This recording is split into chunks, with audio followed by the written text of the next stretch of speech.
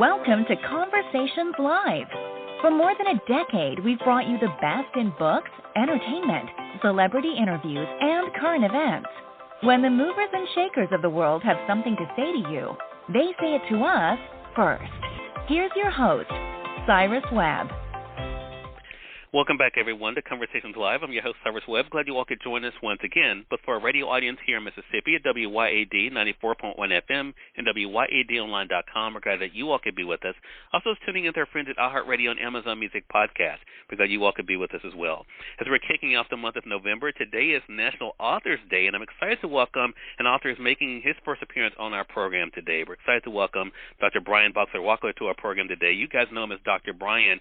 He's celebrating a new book this year. It's called Influence, the Impact of Social Media on Our Perception. This is something that he's not only been able to write about, but also experience. We're going to talk to Brian not only about that, what it's been like for him to go throughout the journey himself as an influencer, what he's learned, and what he's now sharing with others. Dr. Brian, thank you so much for the time. Really appreciate it. Cyrus, it's a real pleasure to be here. Thanks for having me. Well, the pleasure's definitely all mine. I just cracked open Influence on my Kindle this week, so I'm excited to be able to finish it up, but also glad to have you here with us on National Authors Day. I want to talk about this experience for you, Dr. Brian, because you are a person who people in your career have gotten to come to, not only, of course, for advice, but also for help. But what has it been like for you to share your own journey of getting advice and help, especially when it comes to being an influencer? It was a little bit unsettling to decide to open up about my experience as an influencer and also someone who became addicted to social media. But I decided when I was doing this book that I needed to just reveal everything that I learned about social media, the good, the bad, and the personal, and my personal story. So that's what really drove me to educate people, which is really why I'm on the platforms to begin with. I'm there really as a public service to help people understand which health videos have accurate information and which ones don't. And that's what drove me to do what I'm doing on the platforms and also write the book Influenced. Yeah, you mentioned very early on in the book, I saw it in the Kindle edition, I'm sure our audience that gets the hardcover will see it as well, that your daughters had a big impact on your getting into social media, becoming an influencer.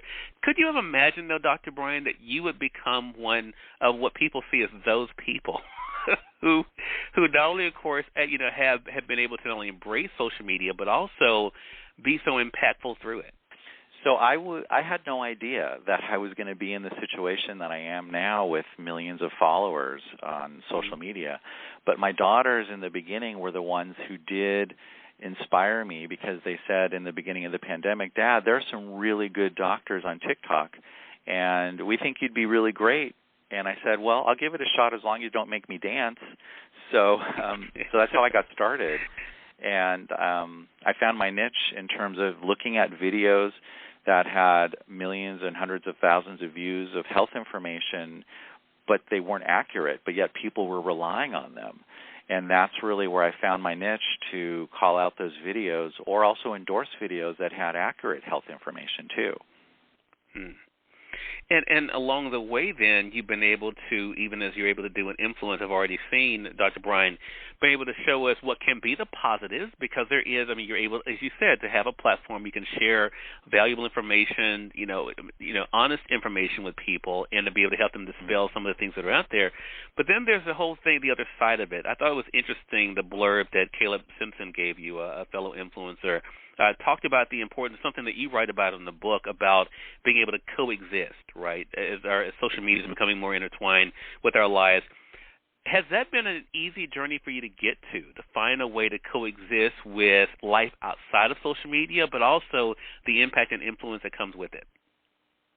It was actually quite difficult, Cyrus, because when I had been growing my fastest, I had been consumed by social media. It was literally like a wildfire that started with that match, and then it just slowly consumes you. So because I had been so into seeing my videos going viral and having all of this attention, I'm getting, in our brains, we have what's called dopamine. That's that neurochemical that gives us that high feeling, right? It's the same behind drugs and sex and gambling. And so even as a user, you're getting that dopamine hit when you're scrolling on videos. And that's when it eventually led to me becoming blind, that I had a social media addiction. And I was not able to successfully coexist at that time because I was ignoring my kids. When they'd come home from school, they'd be telling me about their day, which for a teenager to a parent's a pretty rare thing, but here I am, like, so focused on my device and answering comments and DMs and looking at my videos that I was really not even paying attention. So I was literally like a digital deadbeat dad there. And eventually my wife and my children had a TikTok intervention with me to try to, set me straight. And I think that is what makes this book, yes, I love the fact that you get into the science of this, Dr. Brian, but I think this is what makes it so impactful, because I think a lot of times, especially with young people, they hear adults talk about social media, it has a negative impact on this, and it does this and that. And a lot of times they think, well, what do you know? And here you are, someone who literally does know what can happen when it does become all-consuming, and in some ways even impactful on your day-to-day life. I mean, this conversation that we're having right now, is this something that you ever thought you would be having, Dr. Brian, that you would be one of those people who became so consumed with social media that other areas of your life were neglected? I would have never thought that this would have been the case, Cyrus. I didn't even think I'd ever be an influencer on social media and having a book to write about it. So, yeah, this is, you would have told me 2.5 years ago, I'd be where I am today, I would have just laughed. Well, it is a great conversation for our audience, great for us to remember. I think it's great for all of us, Dr. Brian, but I want to ask you in particular, as we're getting into the end of this year, of course, parents, they may have some concerns. I'm seeing more and more of these studies that young people are saying when they're asked what they want to be, they want to be an influencer. That's what is now seen as the thing. For an adult and a parent who picks this up, what do you hope influence does for them in not only recognizing the positives that can come from social, but also the balance? Well, as a parent, I think that's one reason I wrote the book, because it gives parents the tools on how to relate to their kids in a credible way, because a lot of parents don't have credibility when they're trying to speak to their children about social media. So this book gives parents the tools and the credibility to be able to modulate their children's social media usage, because kids and teenagers, their brains, the prefrontal cortex, as it's called, is still forming, and up until about age 22 or 25. So it's like clay that's not yet cured. So we need to be really conscious as parents on how we help our children not get overboard with this, because there's a lot of question marks. We don't even know how it's going to affect them. So it's a little bit like a 911 situation among a lot of Americans as adults and as teens and children.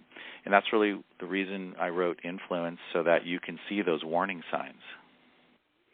Well, Dr. Brian, I'm looking forward to finishing the book myself. I'll make sure that I write a review for the book as well. Encourage anyone who's picked up the book already, make sure you guys share your thoughts as well. It is an important conversation for all ages, but I think, especially for anyone who's looking at being an influencer as something they want to aspire toward, or even know someone, because what I love about this too, Dr. Brian, it shows us that if we see people in our lives that may be going down this road, how we can be there like your family was there for you, and to be able to share something like this with them. Again, the book is called Influence, The Impact of Social Media on Our Perception. Dr. Brian, how can our audience stay connected with you?